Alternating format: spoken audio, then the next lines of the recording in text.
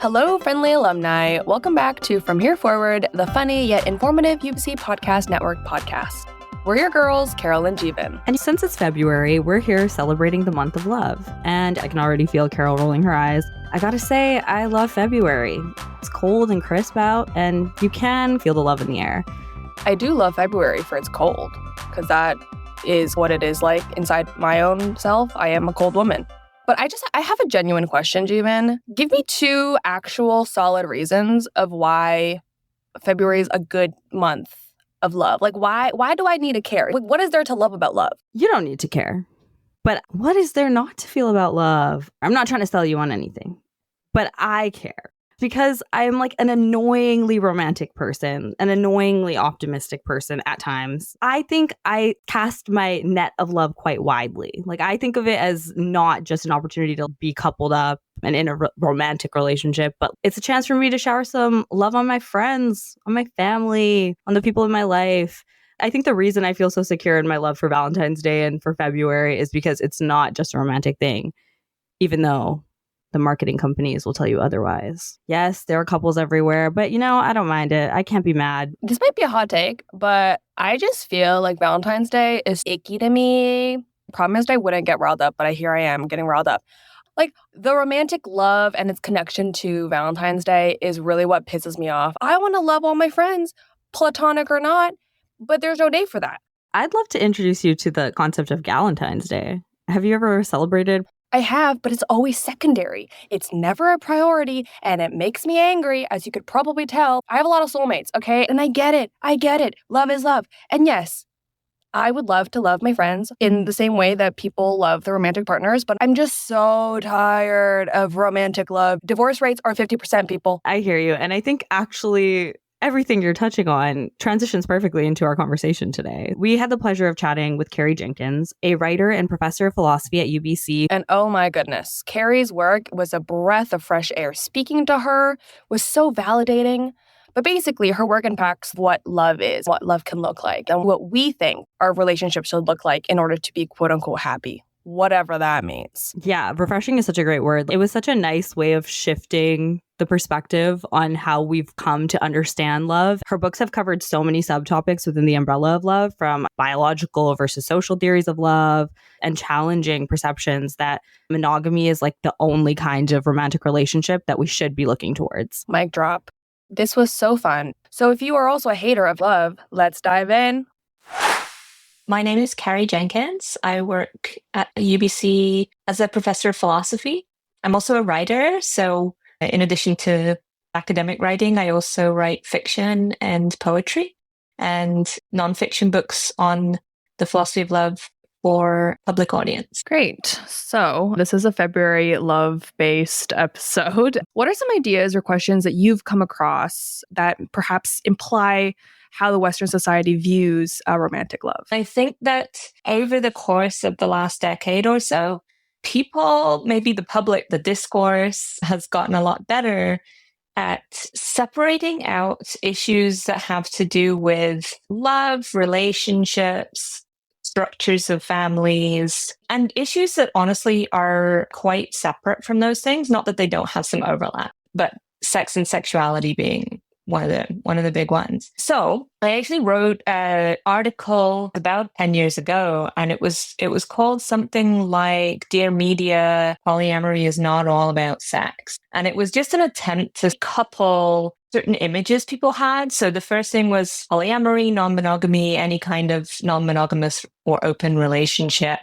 And then the second thing was orgies and like people having a lot of sex all the time with whoever, promiscuity. Those things were very, very closely related in most people's minds. But I think that the conversation has evolved to the point where now people do know to question that assumption, that everybody who is non-monogamous is therefore having promiscuous sex like all the time. It's actually not the case. And those two things don't necessarily have a lot to do with one another. There are plenty of monogamous people who are very promiscuous. There are plenty of non-monogamous people who are actually not promiscuous at all. And all of these different combinations of preferences and ways of relating to other people are possible. And I think we have made some progress in at least making the space to question the association.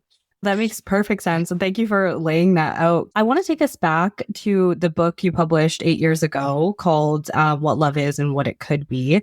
You wrote about how romantic love is both a social construct and biological. Could you expand a bit on what that means? At the time, I was trying to understand the nature of love, romantic love in particular. And there were two kinds of very prominent themes that I was encountering. And one theme was to go super biological and say it's just this kind of natural drive that all humans have. And then various theories about what kind of a drive it is. Like some people really reductively associate it with the sexual drive and go down that route. Other people have tried to distinguish it as a different part of a reproductive drive of a different kind than the sexual drive. And then on the other end of the spectrum, there were theories saying actually romantic love is entirely a matter of social programming, expectations about how we're going to behave. So I can see the merits of going in both of these directions. There obviously, to me, are some socially scripted elements of romantic love that change over time or that vary from culture to culture. And even what we think of as romantic love existing at all isn't really a human universal, right? But there are also other things going on because we are biological organisms with this evolutionary history. So while I wasn't very impressed by existing reductive biological approaches, like I don't necessarily think romantic love is conceptually tied to reproduction, for example. I think there are a lot of other ways of understanding the biological machinery and its origins that talk more about human cooperation and bonding. So what I said was, can romantic love be both biological phenomenon and a social construct? We've got this evolutionary history has created this animal, right? It has these mechanisms, brain chemistry, body chemistry, things that happen, some of them at levels that we are completely unaware of, but those things are very real. But then we try to conform or conceptualize those experiences we're having as a result of that biology. We try to conform them to certain scripts and narratives that are the socially constructed element of romantic love. The really pressing and interesting question becomes, how good of a fit is this, right? Between the biological reality of what we are and the social scripts that we have. So where I ended up was with a kind of, well, it depends, right?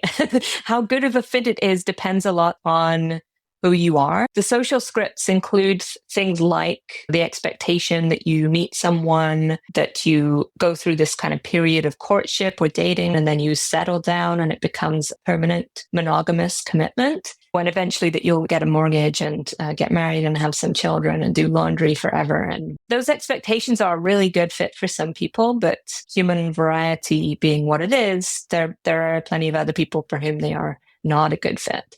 And that there's a whole bundle of further questions about, well, what should we do about this? Where do we go then from here? It just made me think about how sometimes I hear people be like, I could never date more than one person. In one of the chapters, you talk about romantic love as being the thing that structures society into family units. Could you walk us through the relationship between romantic love, capitalism, and power? Yeah, absolutely. When we think about social constructs, there's usually a story, whether that's gender as a social construct. There's a reason it ends up that gender roles have been the way they are. And often, if you want to understand the reasons behind the roles or the scripts that we've ended up with, you have to understand a lot about the societies that have produced them, especially the power dynamics within those societies. In the case of romantic love, what has happened over the last not very long, like a few hundred years max, is that we've started, and when I'm saying we here, I'm talking about this kind of dominant Western cultural background that I'm writing from. We have started to understand the shape of a good life, it centrally includes that once you hit adulthood, you should be looking for a partner, the one, a marriage partner, who you will fall in love with and then do the babies and the mortgage and the laundry and all the rest. So that kind of idea of a good life replaces earlier ideas whereby, say, arranged marriage might be a lot more common, or in families that had wealth and inheritance to think about. In Jane Austen, you see these kinds of depictions and sometimes satirizations of that idea. But romantic love, it's the thing that is supposed to take you from the sort of adolescent or early adult stage where a lot of feelings and passions and drama are going on in a lot of people's lives. The dominance of the nuclear family unit is not a coincidence. It is rather something that goes along with capitalism as a means of securing power. Okay, so to explain, capitalism, firstly, it becomes very important to know who's inheriting your wealth. Okay, so you're developing private wealth. Who you're passing it to when you are no longer here is very important.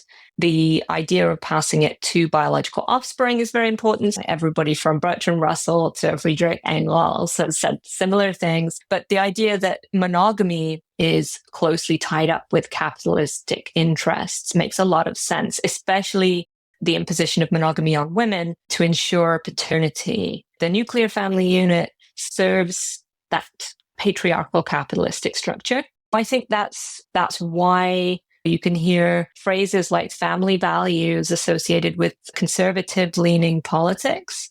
And that makes a lot of sense in light of this historical context. But it does also mean that the idea that everybody has to be in that kind of configuration to be socially acceptable or to live what we consider to be a good life, because the nuclear family unit is manageable under capitalism. So capitalism doesn't have to be particularly threatened by bonds, interpersonal bonds within the nuclear family unit, but it might be threatened by other kinds of powerful bonds between people. So the kinds that could give rise to community building, resistance, the idea of getting together with other people in a similar social position to yours, to undertake radical change of the status quo, those kinds of bonds that might bring people together in ways that could threaten to undermine capitalism, those are not coincidentally all the kinds of bonds that are devalued when the nuclear family unit and its central romantic pairing are held up as the only really central, most important goal for living a good life and experiencing good love. Thinking about interrogating some of those constructs as well, you mentioned that there was some backlash, which kind of sparked this idea of sad love and interrogating this idea of happiness that we're all constantly chasing. Can you share a bit more about this idea of sad love? The thought behind sad love crystallized in a time period where, yes, I'd started talking about non-monogamy and its connections with feminism and politics. I was a woman with opinions on the internet. There's certain kinds of feedback that you get if you're one of those. And lots of them were not very pleasant, but it was really interesting as well. They were not the kind of names that anyone calls a man. So that was, it was really depressing. Obviously, I noticed during that period, for the first time, although it wasn't the first time I was depressed, it was the first time I noticed how much emphasis was placed on the idea that love should make you happy, that you're supposed to be happy with someone if they're a good partner for you. And so the idea of sad love that came from, that's the question, is it possible to be sad and in love? And I'm pretty sure the answer is yes, because I think I am. But then what does that mean for that whole bundle of assumptions about love being the thing that will and should make you happy? Does it mean that I'm doing love wrong if I am not happy? Can't it be possibly that something else is responsible for my sadness than the love? And so over the course of that book, Sad Love, I tried to unpack what is served by this claim that romantic love of the traditional will make you happy. This really goes back to that idea that the status quo is preserved. So the bowling alley metaphor is this thought that you picture yourself at the bowling end, looking down at the pins in front of you with the ball in your hand. And the pins represent the sort of the normative nuclear family life. So you're deciding like, oh, okay, what kind of life am I going to live? One kind of gutter on one side of the alley is having no romantic partner. And the idea is if your ball rolls off into no romantic partner, you're going to be miserable. And the other gutter is more than one, right? Too many romantic partners. So polyamory. And the thought again is that if your ball rolls off into that gutter, you're going to be miserable. It's going to be drama and stress. You won't have any real connections or real life, real love. So the only way to be happy, it's almost like you're just forced to go straight down at the pins and hit the target of the supposedly good life within this normative, romantic, nuclear family structure. When I was depressed, I did notice it was not at all uncommon for people to say that was because I was in non-monogamous relationships, rather than saying it was because of how people reacted to or treated me on account of those relationships. I noticed that a lot of people who were in monogamous relationships and sad didn't get told that it was monogamy that was making them sad. And so all of these things help to just make it very clear. To my mind, the idea of romance is, it's not just accidentally bound up with the idea of happy ever after, the fairy tale. So there's a lot more to the story, but sad love ends up with an attempt to understand what love could be if it was separated from happiness. Like, what could we think the value of love is if it's not supposed to make you happy? But there are lots of good reasons for trying to ask that question, including a very old piece of philosophical wisdom, which is that chasing happiness isn't the way to be happy. Chasing after your own happiness potentially it could actually lead to the opposite. Instead, what tends to be correlated with being happy is focusing on engaging in meaningful projects in your life. So then I started to ask, well, is there a way of understanding love that separates it out from happiness and the happy ever after myth, but understands its value in a different way? And that's what the rest of the book, Sad Love, is trying to do. It puts the emphasis on eudaimonia, which literally originally meant good-spirited. So I try to think about what love could be if it is good-spirited. And that has a lot to do with collaboration, cooperation, creativity, receptivity and responsiveness to other people, and finding meaning in those collaborative and creative activities. So romantic love aims at happy ever after, and it aims at this kind of fixed, stationary condition where you are like that forever. Eudaimonic love is meant to change. It's meant to be dynamic. It's more active. It's more about what people find meaningful in their relationships with other people, how they can create together and collaborate and sustain one another.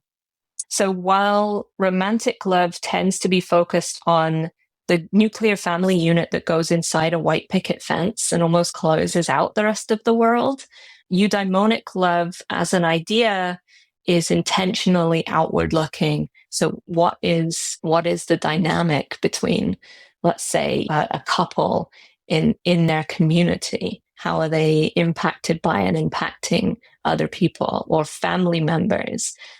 All of those considerations are in play. So it goes just so much further than the individual emotional states of people in the relationship.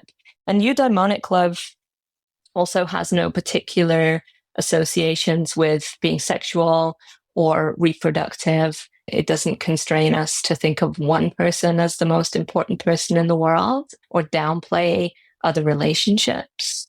Friendships, for example, could consist of eudaimonic loving connection. And whereas the romantic ideology tends to promote the romantic connection over all others, family, friendships, everything else is devalued in the shadow of the romantic relationship. I wish you had told me that when I was in high school and all my friends were getting in relationships and I was like, why are you leaving me? I've always been the chronically single friend and I've always been happy with it, but I feel like that's just been like question of my life where I'm like, why are people so consumed? It was a really good question. The idea that there's like the chronically single is a kind of state that people want to avoid, that is one of the problems, I think, right? That state should be stigmatized or like shown as in some way undesirable. Yeah, it's exactly the right question. Why is this happening? Especially in early adulthood and even the adolescent kind of phase prior to adulthood.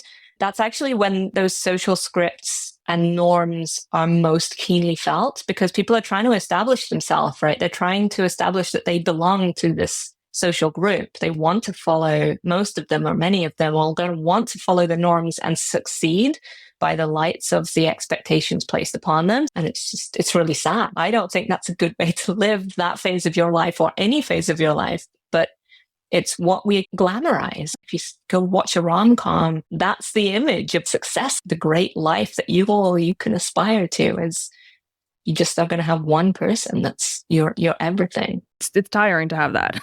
Yeah. I was going to say, there's this like really interesting stigma too that comes when, like, let's say you are looking for a romantic partner and you haven't been in a relationship in a while. There's almost this idea of like, oh, that's a red flag, because it's this idea that this person doesn't understand what it means to live a loving life. Like they haven't committed to the pursuit of love in their life because they haven't been in a romantic relationship, when love can take so many forms and so many different iterations.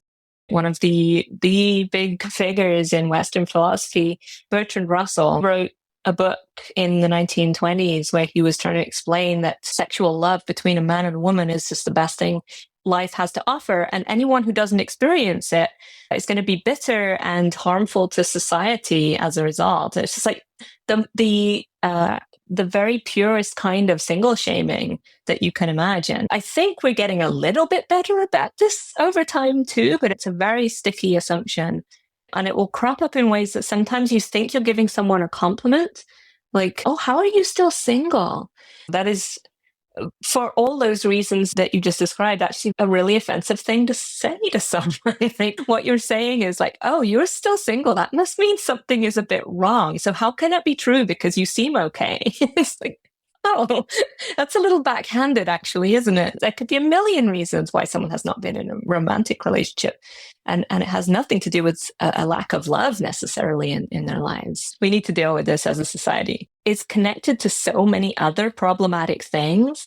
You know, there's a lot of kind of discourse around how Gen Z, young millennials, they are experiencing loneliness at incredibly high rates. For all the amazing insights that you provided us, what kind of questions would you encourage young people who are struggling with chasing happiness and chasing romantic love to ask themselves? I always encourage people to think about love as a much bigger phenomenon than romantic partnership, for all the reasons we've just been talking about.